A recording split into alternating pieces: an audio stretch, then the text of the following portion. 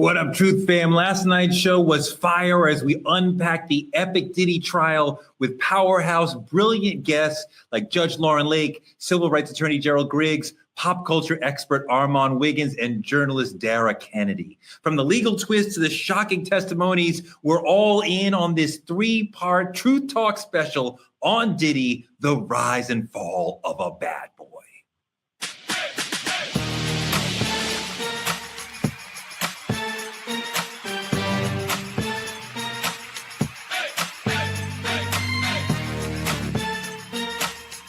Are y'all ready to roll? Let's go. Tonight, in part two of our special about the Diddy trial, we get even deeper with our resident medical correspondent, Dr. Frita, who will walk us through Diddy's health problems and the mysteries surrounding Al B. Shore's health crisis and the untimely death of Kim Porter. It's Truth Talks. It's the truth that they don't want you to hear. So, of course, Dr. Cheyenne Bryant is here. Welcome. What's going on, Torre? What's up, Truth Avengers? It's your favorite doc, Dr. Bryant. I'm excited to cover a case that has really taken the whole culture by surprise. And I think for other people has really disappointed a lot of folks too. So excited to hear our experts really get into the guts and glory of what that looks like and what that is. So let's rock and roll, Truth Tellers. Let's do it. Last night, we had an amazing conversation about life inside the courtroom, what was going on outside the courtroom, the circus out there where people are pouring baby oil on each other. We talked about the family aspect. I want to get into the legal side and chop that up with two people who we love, who've been on this show a lot. Judge Lauren Lake, we know and love her. Civil rights attorney GERALD GRIGGS is back once again. We love and respect him. I think one core question here, is this a victory or not? And I think that most people who are closely watching this trial knew that racketeering was not going to happen. And they knew that prostitution for transportation would happen. That would be found guilty. Racketeering, most people thought that will never be found guilty, right? The sex trafficking cases were closer. Sex trafficking with respect to Jane, we were like, that's never going to happen. That's ridiculous. Sex trafficking with respect to Cassie was the whole ballgame. That carries a 15-year penalty. Mark Agnifilo, Diddy's lead attorney, and the rest of his $20 million legal team was great at framing this as almost a First Amendment case to where it was like, you can't penalize someone for what they do in their bedroom when it's private with consenting adults. And so when you get out of a 15-year charge, Lauren, I think that's a victory. Even if you get a couple of years, 2-3 years in prison, I could have gotten 15 years in prison. This to me, for Diddy is a victory. I agree. And I will say this, it is a victory. It is not the ultimate victory, right? That would, of course, been a not guilty on all the charges, or at least being able to go home at this point. But it is a victory. What he was looking at was far worse than what he ended up being convicted of. And I think from a defense perspective, as I've stated before, I am a former criminal defense attorney. While it is not the ultimate victory, it is a victory. And that's why you saw the defense team pretty much owning that outside of the courtroom and saying, listen, we consider this to be a huge victory. Now, as a defendant turning around and walking right back to lock up, that doesn't feel too good. And not knowing when you're going to be able to go home again. Sure, there are still things left to be decided, but I do see this, when we use phrases like that, the prosecution got out lawyered, that is a victory. When we say they got dusted, they got wiped up by the defense, it leans itself to it being a level of victory. But I just have to say this, because when we start talking about legal proceedings like this,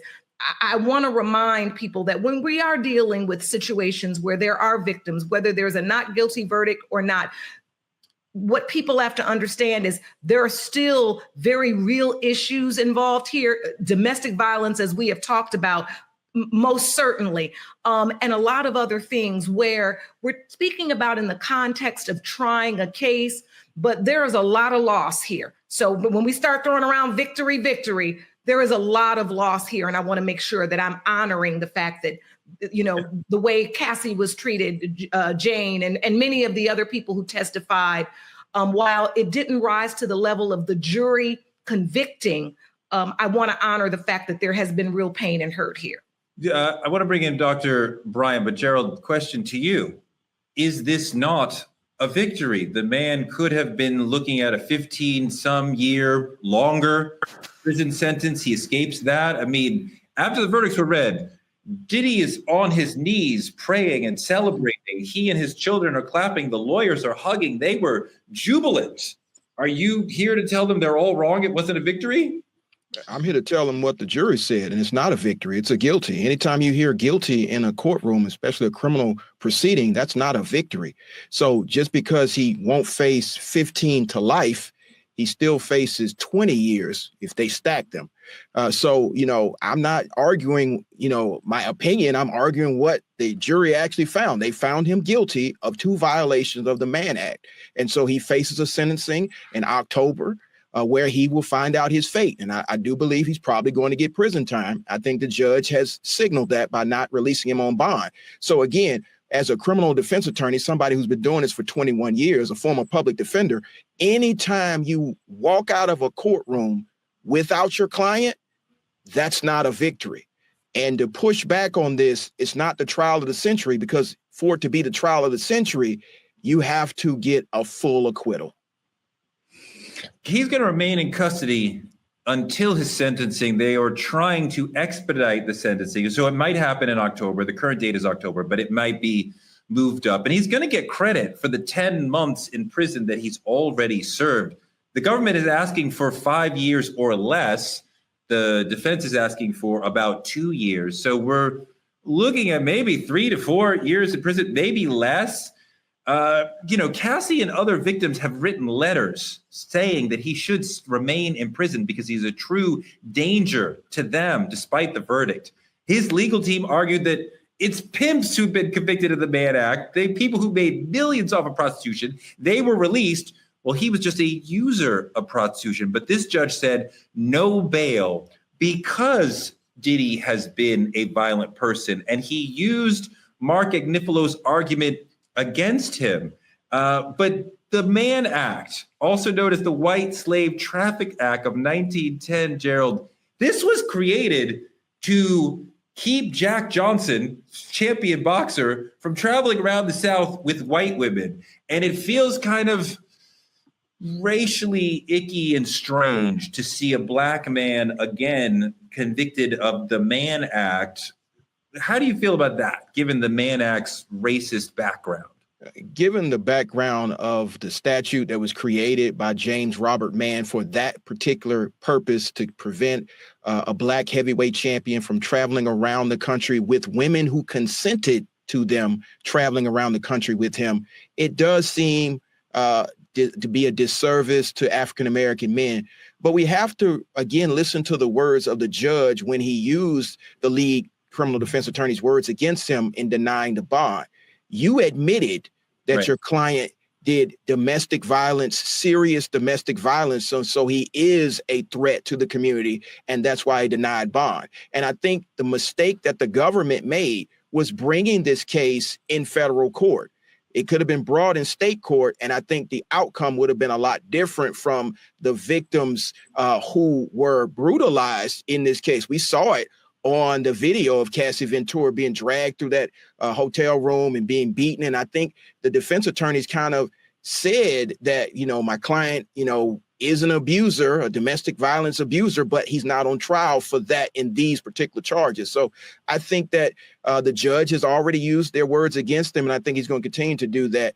And so, even though it was a Mann Act violation and conviction, I think the violence is going to be what necessitates prison time. Yeah, Lauren, what do you think about this Mann Act conviction in a world where the Mann Act is inherently racist, or its origins are inherently racist? And generally, this is used post Jack Johnson to police pimping, not to police using prostitution.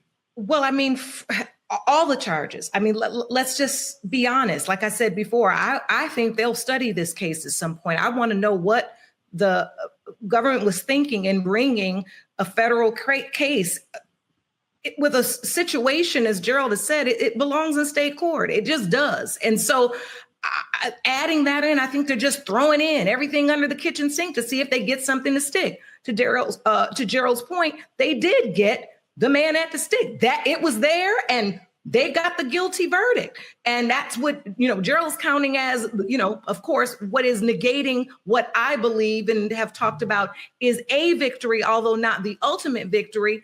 But I will say this, it's interesting to me as we look at this entire case that this is the thing, right? Like it was almost like this law was in effect to almost trap, a very successful Black man. And in this very moment in 2025, how many years later, almost 80, 100, over 100 years later, it did. It tripped him up. It's the only charge that's stuck in here. Lauren, do you think that the prosecutor's office sees this as a victory? And if they thought we are going to spend this year and a half researching this, investigating this, preparing and trying this, and we're going to get 2 prostitution transportation convictions. Oh no, they're devastated. I mean, look, thank God for Gerald, because he'll help them sleep at night because he's reminding them that they did get this conviction, but them prosecutors can't sleep. They are sick. They are embarrassed. They know they got out-lawyered. They know they got their behinds handed to them. This is an embarrassment, but a conviction nonetheless. And I do give that, I just as they conceded to the violence, I will concede to Gerald in the sense that, yes, they got the conviction and he's still locked up. And they got to hang their hat on that. And they got to fight tooth and nail to try to get a sentence that they feel at least reflects, some of their efforts here. Because unfortunately, like I said, this movie did not match the trailer. Gerald, I mean, I'm sure that the prosecutors are like, we wasted our time here. This was not a good outcome, a good expenditure of our time and money to do this. No, it was a waste of judicial resources to bring this in federal court. Let's be clear. And they should have allowed the case to proceed in state court. It should never have been brought in federal court. But we also have to recognize the significance of this type of case. There have been several key defendants that have been convicted of Mann Act violations: R. Kelly, British socialite Ghislaine Maxwell from the Epstein case, and musician Chuck Berry, just to name a few. And of course, they went after the heavyweight champion, Jack Johnson. So this has a sordid past, and I don't think the prosecutors are sleeping well. But we have to remember, this is not the original prosecuting office that brought this case. It was brought under a different administration in the Southern District of New York. And then, of course, after the election, there was a change in administration and change of U.S. attorney. So I don't think they were prepared for this case, the level of this case, and they did get out-lawyered. Yep. I mean, you have some of the best lawyers in the country that were on this case. My point, though, in pushing back on this being a complete victory is that for it to be the trial of the century, to be an O.J. Simpson type case, to be a John Gotti type case, you got to walk out of the courtroom and do the press conference with your lawyers. I don't know. I mean, I feel like the cultural size of the trial, the amount of people talking about it, when Lauren talks about, we're going to study this for the ebbs and flows of this thing. I mean, just if it's a movie, I'm watching it and it's Cassie and it's a horror film. And then Jane comes and I'm like, oh my God, it's even worse. And then she keeps talking and I'm like, wait a minute. Now it seems like a comedy. She's still in love with him. He's still paying for her. What are we doing here? And it's this emotional roller coaster. And I think so many of us were captivated so much throughout this that I'm like, yeah, I feel like trial of the century. Because you remember the way OJ brought us together. Like we were constantly talking about the trial and what's going to happen. And this became like that. I will say this, having, watched the OJ trial and been there, I mean, that was just a moment in history. This trial in no way compares. I think it's an insult to even even speak of it alongside of it. Like, now I think what we thought we were going to get, like I said in the previous episode, right? What we thought we were going to get might have been a trial of the century, but what we ended up really getting in terms of the witnesses that were called, the testimony that came forth, I mean, most of those witnesses, as we talked about, did not want to be there. It was obvious. They stated as much. It just wasn't the trial of the century to me at all. I do not see that at all. I mean, you know, if I want to bring back in Doc because she's having some technical issues, but of course we want her to be part of the show. I just feel like the size. I remember OJ. I remember the cultural size of it and how like culturally it like blotted out the sun and like everybody was paying attention to OJ. And I get all that. And I mean, like, that's a murder trial, right? Like that is and it's on TV. Right? Like this was not on TV because it's a federal trial. Federal trials are not televised. So that definitely changes the level. I mean, if this had been on TV, oh my God, like Americans would not have been sleeping at all. I wonder, Gerald, if you can help us understand, like the jury wasn't sequestered. And I feel like juries generally follow the judge's instructions and they surely know more than what anybody outside the courthouse is chirping about. But it does affect juries. And you wonder, A, why they're not sequestered, and B, what impact you think not being sequestered has on a jury like this. Yeah, I think especially in this new digital age, it's very difficult for jurors not to engage with the outside conversation that's happening. You're asking them not to look on their phone, not to look on Facebook or Instagram or TikTok or all the other platforms that this was streaming on, even though it was not live. And so I think that played a part in it. But I also think that, you know, the jurors said the freak off videos weren't that interesting. And so much as Judge Lake just said, this was a buildup of so much of epic proportions, and then it later died. But Lauren, I want to deal with that issue because our friend Laura Coates over at CNN had one of the alternate jurors who saw the freak off tape, and he said, as Gerald said, that it was tame. That was the word he used, which is not what any of us who have not seen these tapes expected to be associated with these tapes. And Laura, who is a friend and I love, said, did it look forced?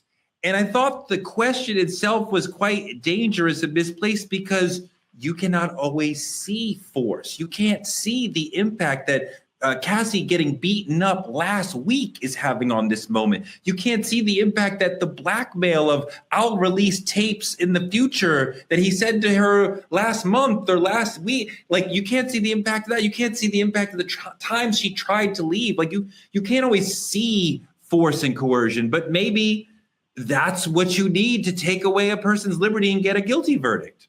Well, I mean, they had a witness. And again, like I said, I did not have the privilege of following this moment to moment, but I do believe they called an expert, the prosecution did, that talked about the psychological trauma behind abusive relationships. And that's why I said this case is so fascinating to me, because this jury basically said, we don't believe these women.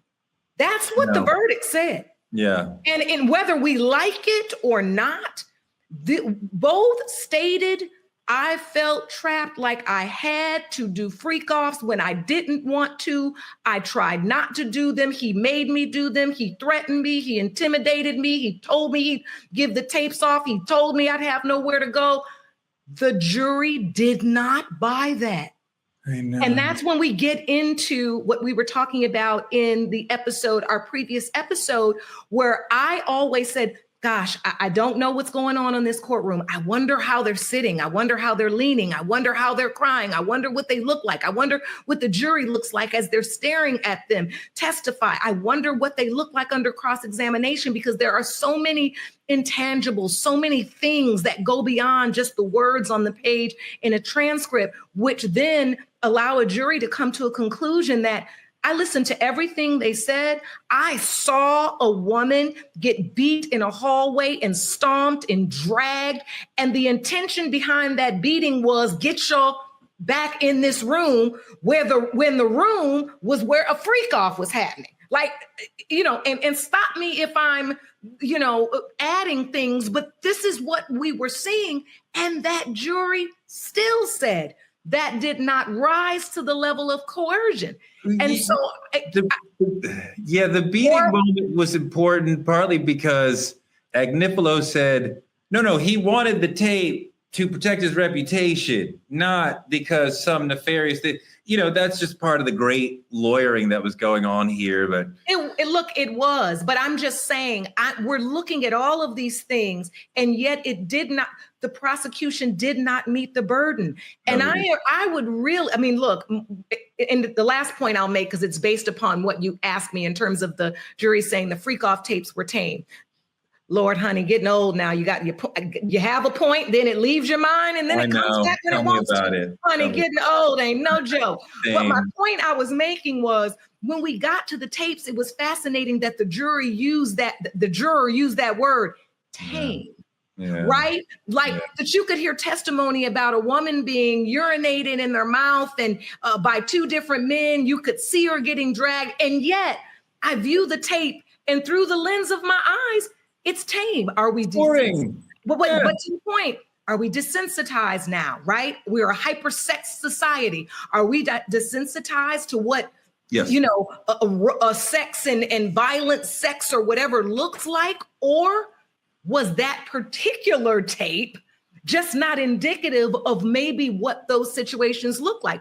I don't know, but I'm telling you, I have thought about these things over and over again. And when he used the word tame, I said to myself, well, God, if he said tame, that just says it all right there. But you have to think of one thing, though. When you go through a case like this, you have deselected jurors for that real reason, that the ones that would be, turned off by this level of graphic sexual conduct, this level of graphic violent conduct, have already been removed. So you already have a fertile ground to lay that point. And clearly it landed with this juror saying this particular video was tame because I've seen worse. And so you probably picked that juror because they were susceptible to that message. 1,000% correct. Great point, Gerald. Totally. You're right. But still, after hearing the testimony is what I'm saying, right? After the women testify, the choice of words, and maybe this is just because I love words, but the word tame to me felt like such a statement, right? Yeah. It wasn't as bad as I thought, or it did not contain some of the things that were testified to. The word tame was just very much a real statement to me. And maybe I'm holding too much onto that word, but I found it to be interesting. Perhaps in a way, the prosecution, to what you were saying about over-kicking the coverage, that they set this expectation that the freak off tapes would be this horrific thing, if only you could see them. And when they saw them, when the jurors and the alternates saw them, they were like, oh, well, that doesn't look like Caligula. I could see worse than that on the internet right now. It doesn't look forced to me. But whether or not Diddy is guilty or innocent in court, the scandal is a full body assault happening. Diddy might walk free one day, probably will get out at some point, but what is the toll on his health through all of this? There were several reports of Diddy's physical appearance throughout the trial. I saw him. He looked, I guess you could say, gaunt, definitely thinner. The hair is all gray. He lost a lot of weight. He seemed a little yellow. I'm sure that the food in MDC in jail was horrible, but the stress was clearly wearing on his body. You could see that. I want to bring in Dr. Frita, board certified physician for Truth Talks. Welcome to the show, Dr. Frita. We have seen Diddy showing the stress of this incredible situation in his body. Just talk about what you're seeing from your perspective on what we saw, how he was clearly internalizing and dealing with the stress. Hello. Yes, absolutely. Lord knows Diddy had reasons to be stressed. He goes from being larger than life to now being this. He was a music mogul, billionaire, all of these things. Now he's facing life in prison. Plus, all of his business was out on Front Street. So stress can definitely have physical tolls. When you have stress in your body, it increases the stress hormone, cortisol. Cortisol causes your blood vessels to tighten, and that can cause high blood pressure, among other things. And so he could have had high blood pressure, headaches. Stress can cause you to have increased acid in your stomach. It can cause you not to have an appetite, which of course could make you lose weight and appear to be gaunt. However, with the other things we've heard about with substance abuse, with freak-offs, there was a lot of speculation. Does he have STDs? Does he have HIV? Now, clearly, I'm not Diddy's doctor. I don't know, but some of these other things could also cause weight loss. So let's just take substance abuse, for example. We know that they found pink powder, pink cocaine, which can have ketamine, MDMA, Molly, all of these different drugs. These things could affect the liver. And I heard you mention that he had yellow eyes. Clearly, if you have liver disease from drugs or from alcohol, that could cause some acute hepatitis, meaning an inflammation of the liver, which could lead to yellow eyes. There's been a lot of medical conversation around Diddy for a while, much of it negative or speculative or foreboding, perhaps. There's a lot of recreational and illegal drug use in the whole culture, not just in the freak-offs, but in the whole lifestyle for quite a while. There's a lot of speculation on how Kim Porter, who was otherwise healthy and relatively young, passed away from pneumonia. Our good friend Albie Shore has made the rounds, letting the world know that he believes his multi-organ failure situation a couple of years ago was caused by Diddy. Can you talk a little bit about Kim, what she died from exactly, and how these two otherwise seemingly healthy, grown adults caught fatal or nearly fatal diseases? Now, when it comes to Kim Porter, you do not have to be a physician to have been suspicious. She was this young, vibrant, wonderful, beautiful lady who seemed to be very health conscious. And then all of a sudden she passes away from pneumonia. And I'll tell you, at least from a medical statistical point of view, healthy young women in their 40s typically do not die from pneumonia. But that is what's reported, that she died from lobar pneumonia, meaning an infection in one of the sections of her lungs. Now, there is a report that for about 4 days prior to her passing away, that she had different flu-like symptoms. But what really gets me is the coroner, or the multiple coroners, or the medical examiners, because here's what happened. Initially, she had the autopsy done by the famous coroner, Ed Winter, right? He's the same person who did the autopsy for Michael Jackson, for Brittany Murphy, for Whitney Houston. Now, when he did his autopsy, he didn't declare that she died from pneumonia. He deferred the result, which is typically what you do when you need to do further tests, when the conclusion has not hit you, and perhaps you test for toxicologies, for poisonings. Well, for whatever reason, he ended up being off of the case. And so a different coroner came after him. That coroner did not defer anything, but declared that she died from lobar pneumonia. Is it possible? Sure, anything's possible. But especially when we hear the history and the violence of Diddy, all of the substances he had access to, it just looks very suspicious. It's possible, but from a medical perspective, it just is not the norm to see a young, healthy person pass away from pneumonia.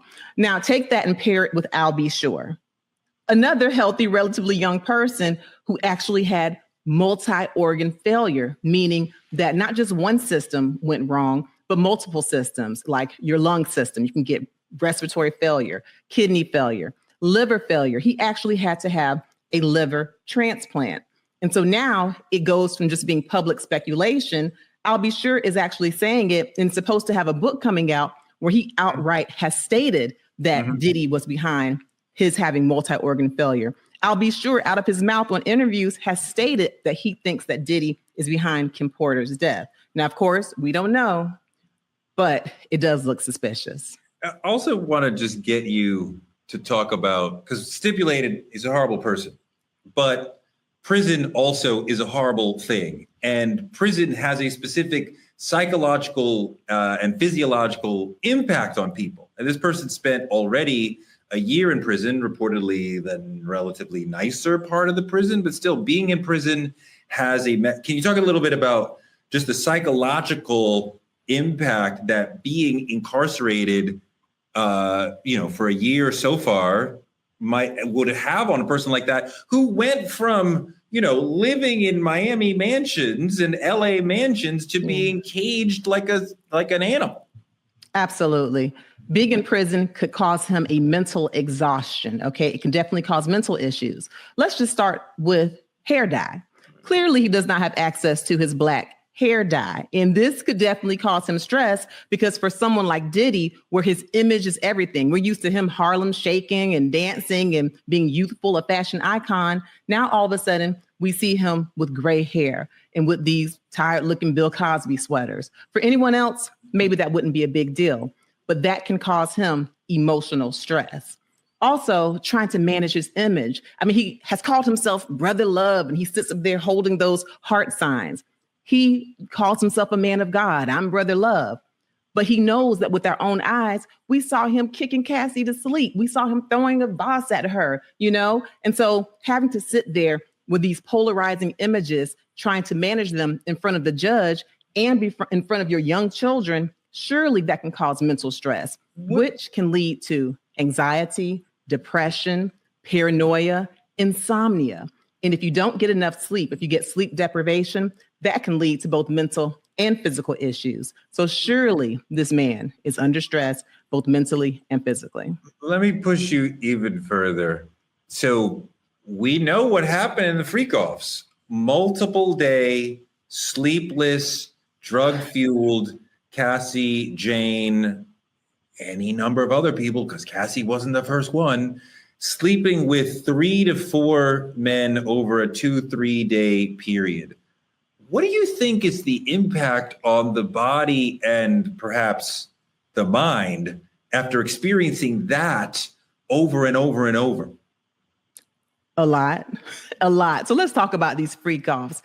We reportedly, it's been said that the freak-offs had multiple different sex partners, and reportedly they didn't always use condoms, right? They weren't always protected. So that would put you at high risk for STDs or sexually transmitted diseases, STIs, sexually transmitted infections. And this takes us back to some of the rumors. You talked about how he lost weight and how he looked gaunt. And so some people have been saying, oh, maybe he had HIV. We don't know. Definitely we don't know. But let's just talk about it from a medical perspective. If indeed he's having these freak-offs, multiple partners, and on top of that, he's been accused of sexually assaulting not only women, but he has been accused of sexually assaulting men. We don't know if that's true. But if it is, according to the CDC, 1 out of every 2 men having sex with men will develop HIV. And so we're talking about homosexual men, bisexual men, and they include transgender women in this number. Sure. If indeed, P. Diddy if his sexual activities include all these things, unprotected, multiple partners, men and women, then statistically speaking, he indeed would be at a higher risk for HIV and other STDs. I meant Cassie. Oh, Cassie. Well, whatever Cassie has, Diddy could have, since of course they had sex. But yes, we heard that Cassie was, she said that she had UTIs or urinary tract infections. So we're talking about bladder infections. She also said that she had mouth sores. But I want to talk about that a little, Teray, because when you talk about a bladder infection, and that's something that's kind of more common, especially among women. A lot of people can relate to that. But the symptoms of a UTI or a bladder infection, those symptoms actually cross over with symptoms of a lot of sexually transmitted infections. So if you have a bladder infection, you might have burning when you use the restroom. You might have burning when you have sex. You might have some discharge. You might have blood in your urine. You can get some similar symptoms from sexually transmitted infections. So I'm not saying she has sexually transmitted infections. If she's not saying it, I'm not saying it.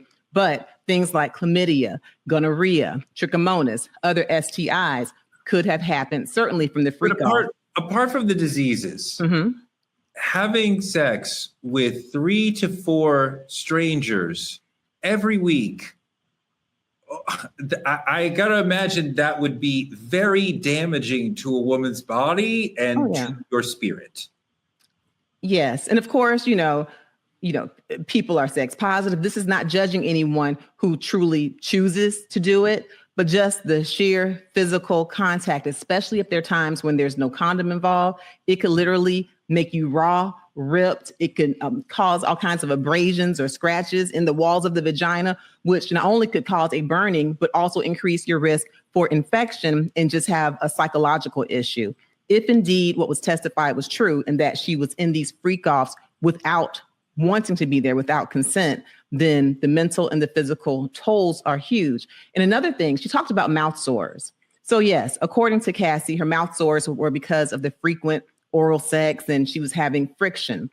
But there's a very specific sexually transmitted infection that can cause mouth sores, and that's syphilis. And syphilis is on the rise.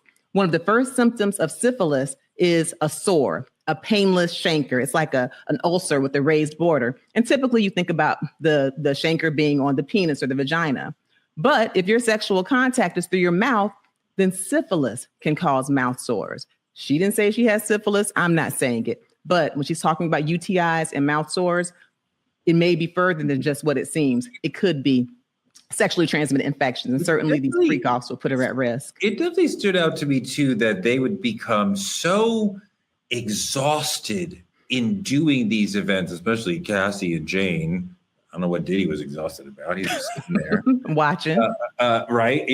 That they would be hooked up to IVs and need, an emergency rehydration and have to take a whole day off from work or anything to recalibrate their bodies after. I mean, that sounds incredible. That's wild.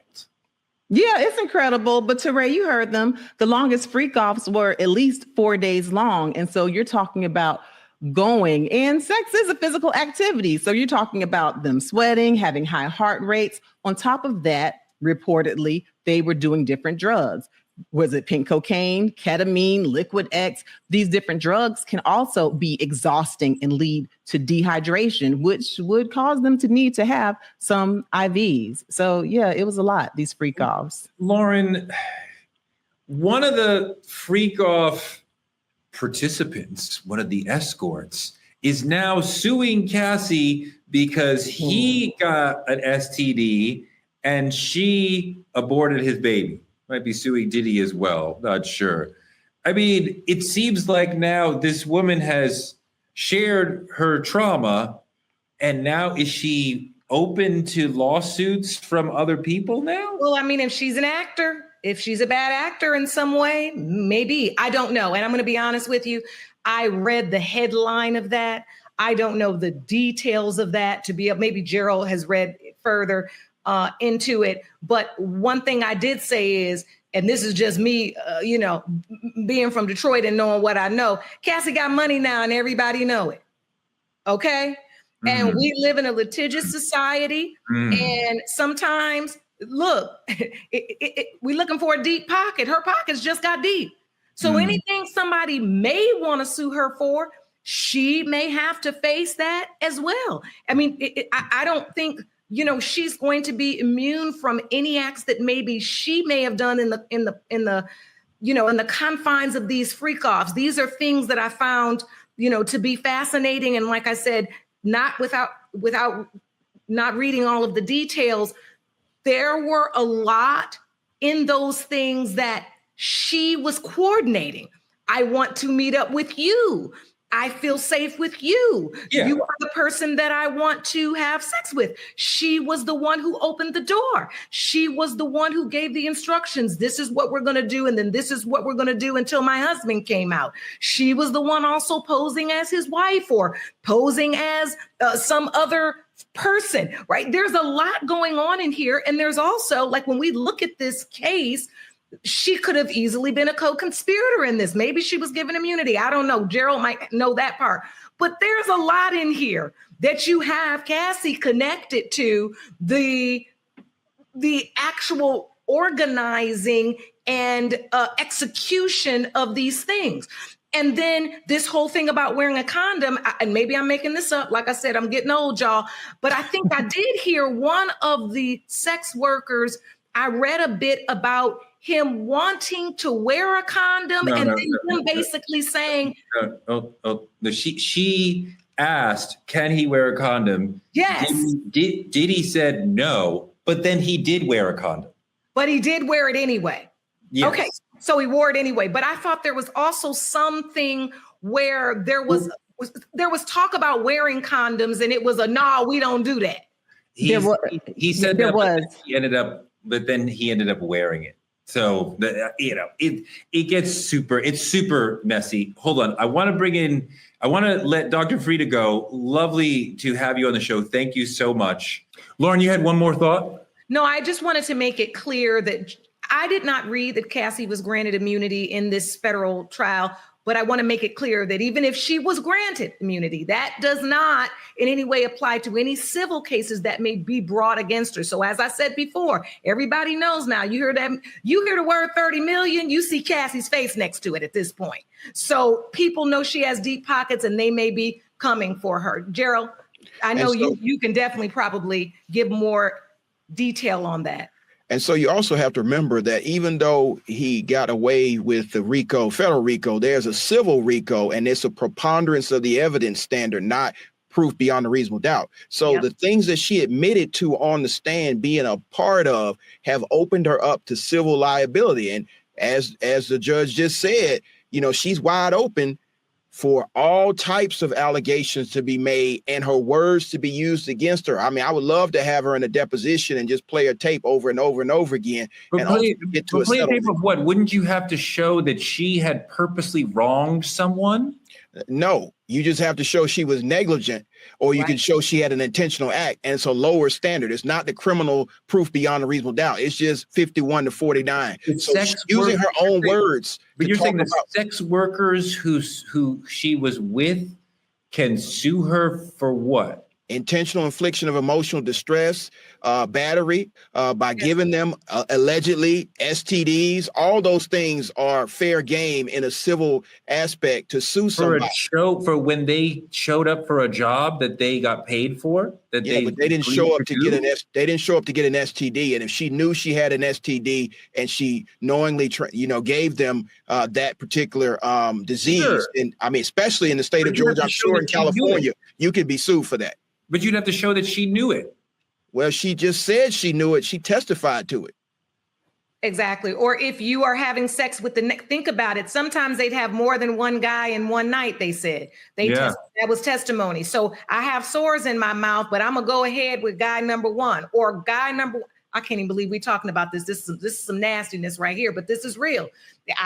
Guy number one, now my mouth is raw. I have maybe a little blood inside my cheek, but I'm going on to guy number two. That alone, right, is problematic, right? Now we have bodily fluids, blood potentially being exposed. And now I'm giving oral sex to the next man that may not know that I have these sores. Look, we might have to get what jury, Lauren, is going to listen to a male sex worker saying Cassie Ventura wronged me? You don't have to get to a jury. You just get to a deposition and play that tape over and over again. And there are juries in this state and other states that will find preponderance of the evidence. It's 51 to 49. So regardless of the person's occupation, if you show some type of negligence or an intentional act, you can recover. And it's clear from her statement. But for them to listen to a deposition and back down, they would have to believe, right or wrong, that a jury might back him up.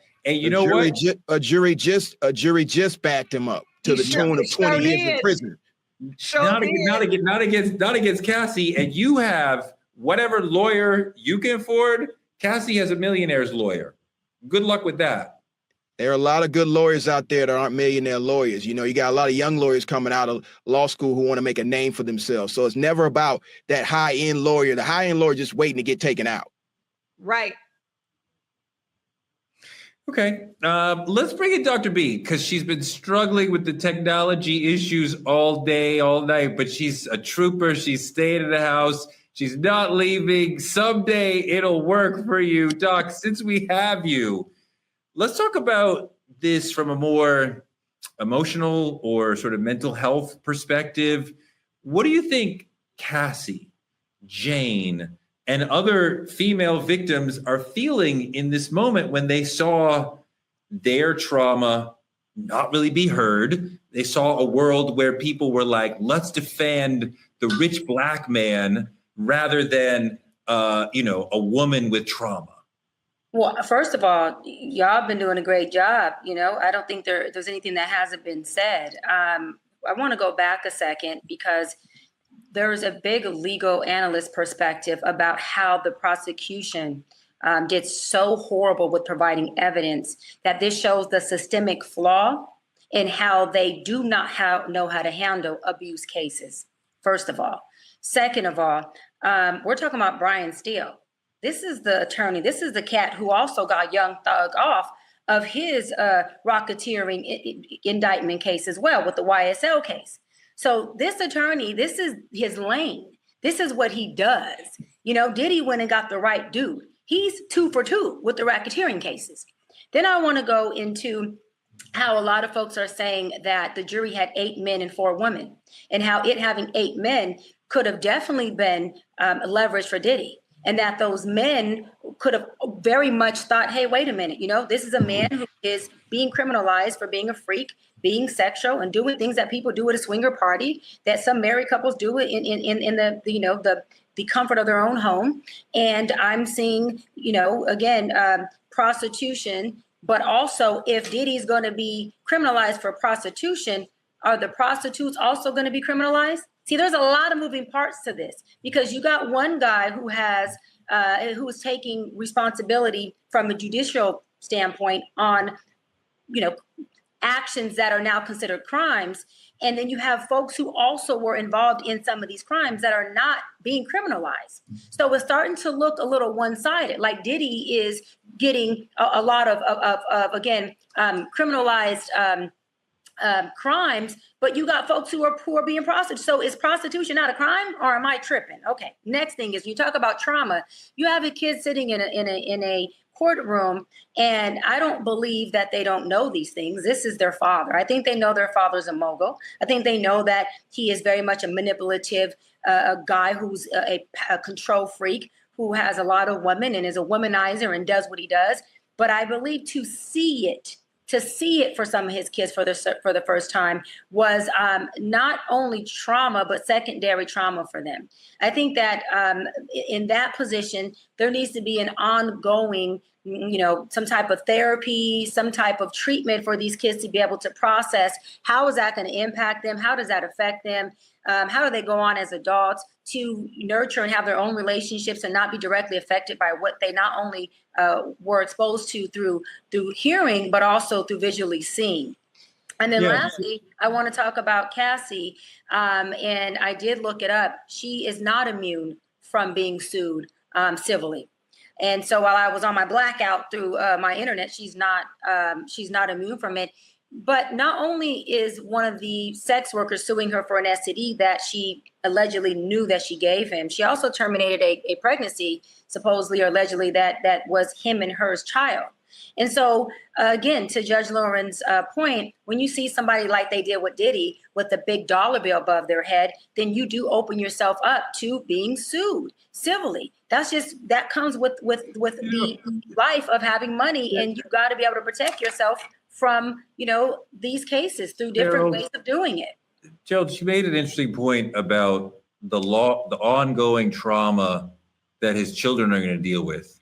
And I wonder what you think about his sons and how this rests on them, this experience and what they've learned, how this rests on them and how it may or may not shape the men that they become as they go forward. I think we have to recognize that anytime you go through this type of situation, a trial of this magnitude, being not the trial of the century, but a huge one, that type of pressure on a young African-American male who sees his father fighting for his life and then sees the trauma that's also been caused to Black women by his father, there has to be some conflict in that young man's mind, because of course you want to support your dad and you want to make sure that he gets a fair trial and ultimately gets exonerated, but you also have to sit through all of those allegations against a person who has trained you to be the man you are. So there has to be a lot of trauma going through those minds, because again, you're seeing this, you're hearing the allegations, you're seeing the tapes, you're seeing your father go through all these things and age right before your eyes. So that's very traumatic. I know just from dealing with 20 years of trials, these things last forever. and they never quite go away. And so I think that's something they're gonna have to deal with. Lauren, let's talk about this a little bit deeper. You know, it seems like it was a good legal strategy to have the children there, his mother there, showing that there's all these people who love and stand by this person. But it seems that it was surely brutal on the girls, at least, Chance and the twins. They are teenagers. They were seen walking out in tears at times. Some of this was definitely graphic testimony that you wouldn't want your teenager to hear about their father, and yet here it is. So is Diddy's ability to be a father and contribute to society more important than him spending his life behind bars? Like, do you really want to have the kids there to help protect dad so he can continue to be their father on the outside, even though it may lead to them being scarred in different ways? I think that's one of the things that are left unsaid when you have the family and the children sitting there, right? You don't even have to ask that question because you have the jury basically staring at it every day. And you see the kids and the mom, and you see, as I think it was Dara that talked about in a previous episode, how it's almost a duplicitous existence, right? Where on the one hand, he's this loving father and everybody's seen the videos and he's always going viral, dancing with his kids and loving his kids and being there for his kids. I personally live in, here in Los Angeles. He is at those children's games, cheering them on as they do their cheerleading, not missing things. That's their father. And so as a juror, you're sitting there and you're looking, okay, this guy is doing all of these things. They've got him here on charges that could put him behind bars for the rest of his life. And yet then here are all of these children that he takes care of, right? It almost, I think, plays, if not consciously, unconsciously in your thought process about this burden that the prosecution had. Like, have they really proved beyond a reasonable doubt that this man was guilty of a racketeering charge, of a sex trafficking charge? Because what I know is if he's found guilty of it, I am potentially taking this man away from all of those kids. Those girls had their graduation, their prom, all of those things while this was going on. Now, one last thing I want to say too is the other side of that is, as we talk about the girls and their relationship with their fathers, because I know a little bit about this, it's been my business for the past 15 years, this dynamic of father and child. They also looked at this, and I do believe they will have to have so much counseling and so much psychological help, because they're old enough to connect and see, was what was done to these women done to our mother? What was the dynamic of who I see if I didn't know all of this about my father, or maybe if I knew it but hadn't seen it? Now that it's visually in my mind, how do I connect that with what happened to my mother? They may never talk about this with their father. He is their only living parent. But that is a lot to deal with emotionally and psychologically for these children. Well, this trial has been filled with salacious and explicit sexual activity. Some are going to sympathize with these kids. Others, of course, will troll them, will shame them. How do you think the verdict's going to affect these children? Not necessarily in the immediate, but in the years to come when they've processed all the gruesome details. And how do they end up avoiding the girls at least, how do they end up avoiding marrying someone like him? Yeah, I think that what we're missing too is one of the biggest issues that this is going to cause is daddy issues. And I talk about that often, right? A girl is what her daddy makes her when it comes to relationships, and a man is what his mama makes him when it comes to relationships. But also when it comes to self-identity, a man looks to his father to see how to identify with self and what kind of man he is when it comes to self-discovery. And when you're coming from the little girl having daddy issues, she's looking at this like, can I trust men? The man being my father, who I loved, who I admired, who I felt safe with, who I thought I had a safe space with, who provided for me. Now I'm seeing treat women in a way that is completely demoralizing, completely dehumanizing. And I'm seeing him be extremely cold and not having any feeling for this, right? And so how does she go on to say that, hey, men are trustworthy? And how does she go on to find her value? Because what she's seeing her father find value in women, which is sex and control and manipulation, isn't what a father wants their daughter to find value in themselves in. And so what we're hoping is that she doesn't go out there and mirror that and say, hey, unless I find a man who demoralizes me or who finds value in me sexually or value in his ability to control, manipulate me, then I don't see value in myself, because that is what I saw and I witnessed as a young girl. When it comes to his sons, right, this internal struggle of thinking, okay, is that the way a man goes about being a man? Is it all about power and money? What if my woman doesn't submit to me? What if my woman says no? Does that make me less of a man? Or are they able to differentiate the two and say, wait a minute, I'm able to learn from my father, what does not make a man a good man? What is not healthy in relationships? And I'm able to learn what was the demise of my father in many ways. And I would try my best to manage those characteristics in me if they happen to inflame, and I won't exhibit those behaviors. And I also won't glamorize those behaviors, because what's happening is, and I'll wrap on this, a lot of what Diddy has done, although he's been charged for 2 of his charges, not 3, him beating this case has been glamorized. This has not been looked down upon. It has been glamorized by the male community, looked down upon by the Black women community. And so as men looking at it as this is a win and wearing free puff t-shirts and having a free puff campaign, do his boys look at it as a duality of a win because that's my father, but is it really a win because these women were still victimized? And so I'm looking at it from a standpoint of, I would hope that they get into some counseling and therapy as a lifestyle so they can really differentiate between the two of saying, well, yes, if I got my father back, I did win.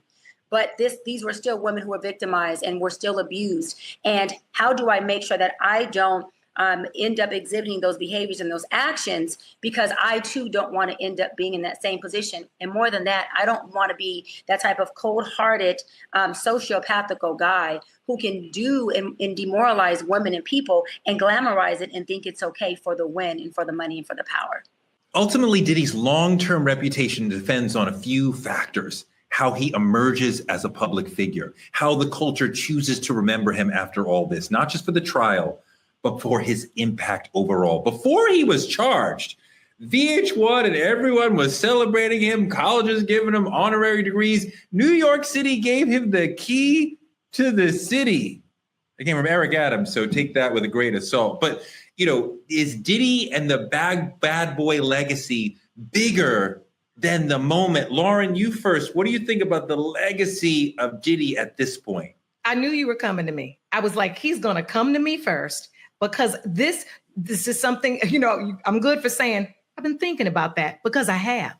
Mm-hmm. I've been thinking about it from a legal perspective, because just because this trial is over, as we see, doesn't mean that there won't be other civil claims. And if he doesn't change his ways, potentially other criminal claims, right? If things don't change with his behavior.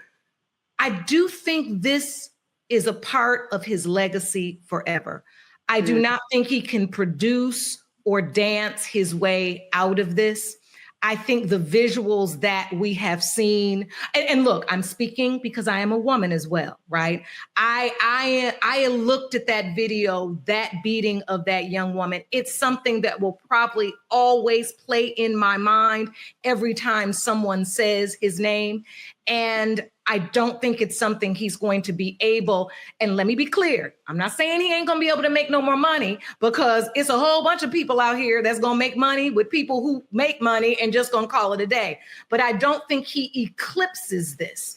I don't think it's something that he can erase, put, sweep under the rug, or come back out moving as if I beat these RICO charges and now I'm back to dancing on the BET Awards. I don't think we're there. I want to show you guys something before we get into Dr. B, because we're wondering if we're going to cancel, if everybody's going to cancel him. I think it is complicated at this point. I want to complicate the question even more. Roll the video.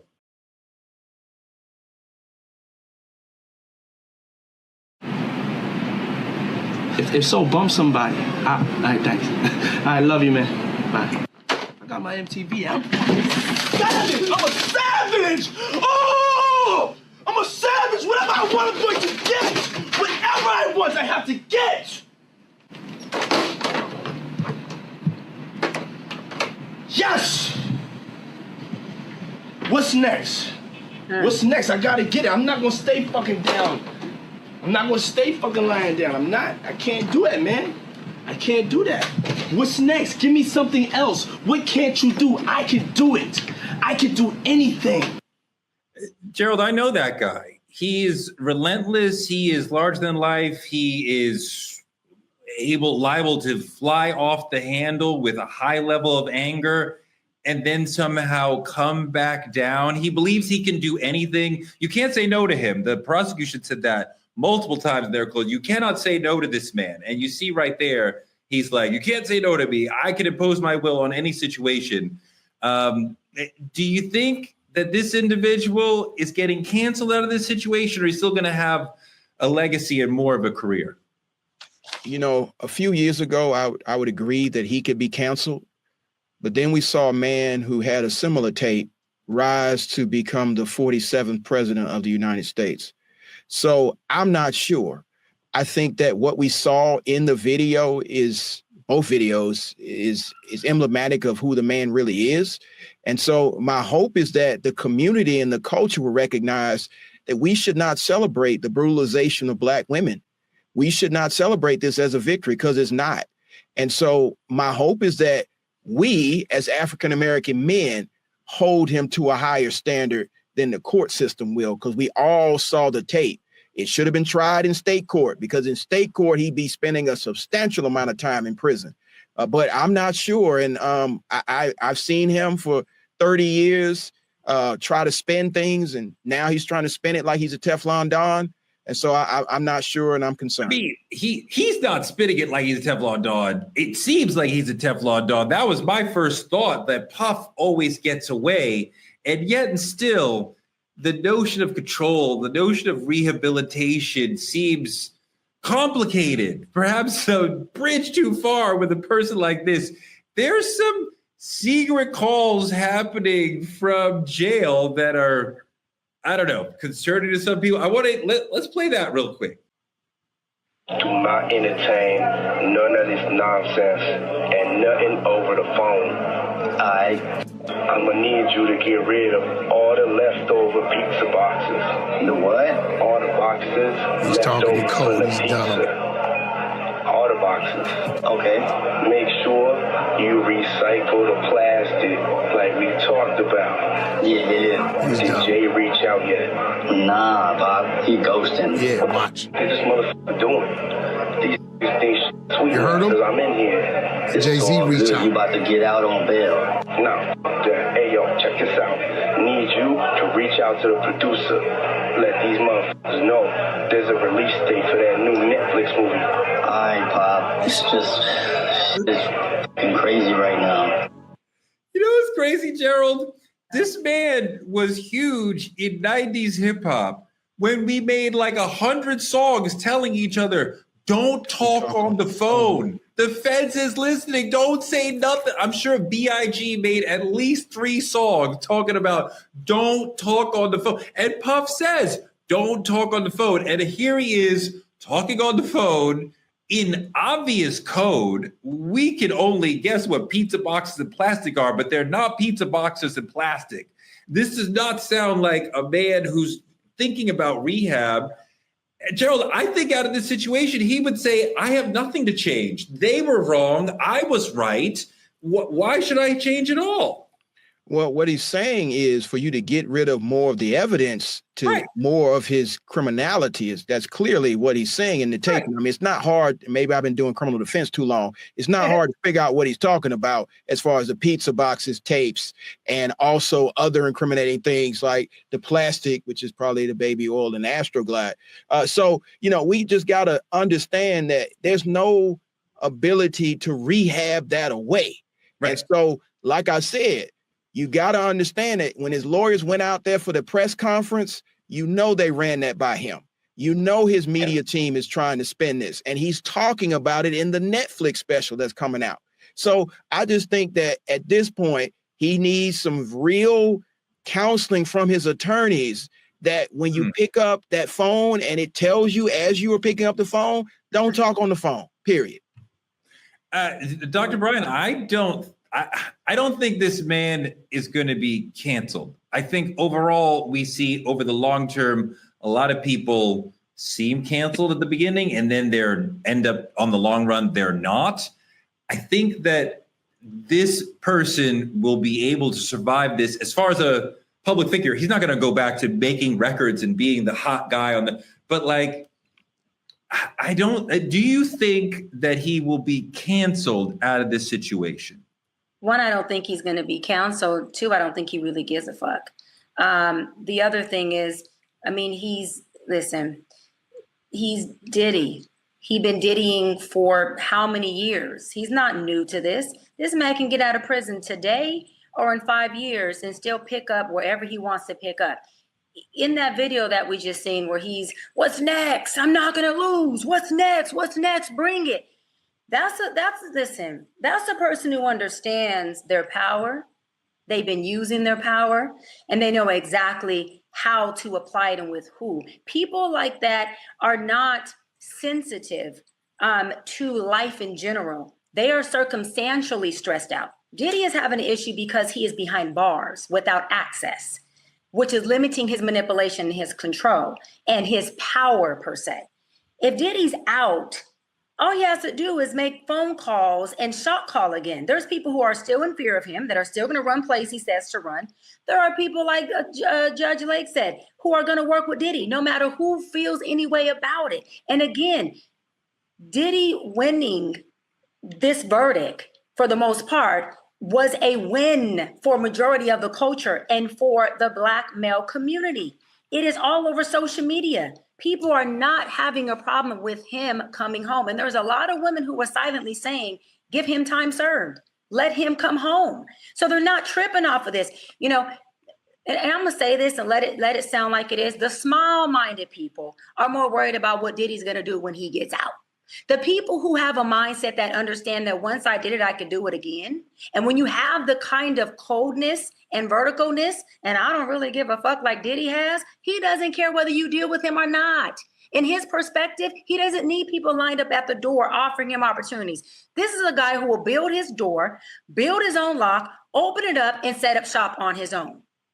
Okay, so he's not tripping off of all that, nor does he care about being canceled. I mean, there's the possibility to do that, but so many people would surely feel or be not comfortable working with this person. Even though you got up on all the big charges, we saw you have been an horrific human being for many years. The many times that you've beaten women. Like, how do we just like jump back into the fray of liking this person and working with this person when that is what's going on?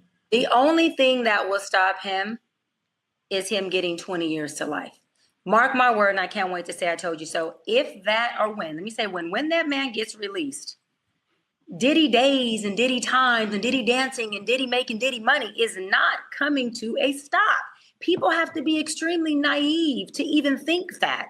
They have to be in a very small think tank. The only thing that can keep him is him being in prison. And that's only imprisoning him physically, because mentally, I still believe he's going to attempt a shot call behind bars.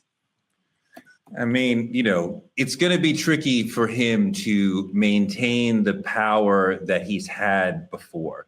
And even with felonies, Gerald, right, you can't be the director of a company with this level of felony on your record, right? Well, it depends on if you own the company. And like you said, he builds his own enterprise. So I don't see the money stopping. And I mean, just look at Suge Knight calling shots from prison right now. R. Kelly's still releasing songs from prison, and Bill Cosby is trying to create content. And so, you know, the ultimate wrap of this whole thing is there's a 34-time convicted felon in the White House. And so, like I said before, you know, in a different era, I'd say there's a possibility of cancel and it's necessary. But in this area, in this arena, I think we're just witnessing the return. And that's very disturbing, considering the level of brutality and violence towards women that we've seen in this case. And I know the world that has seen the Cassie tape will not forget the Cassie tape, right? That image will be in our minds forever. And that hopefully is something that we remember from this situation, not just Diddy celebrating because he won, but the actual pain and trauma that that woman went through to get to this situation. Thank you so much for joining us on this amazing conversation about all aspects of this Diddy trial. This is the way Truth Talks does it. We'll be back tomorrow night.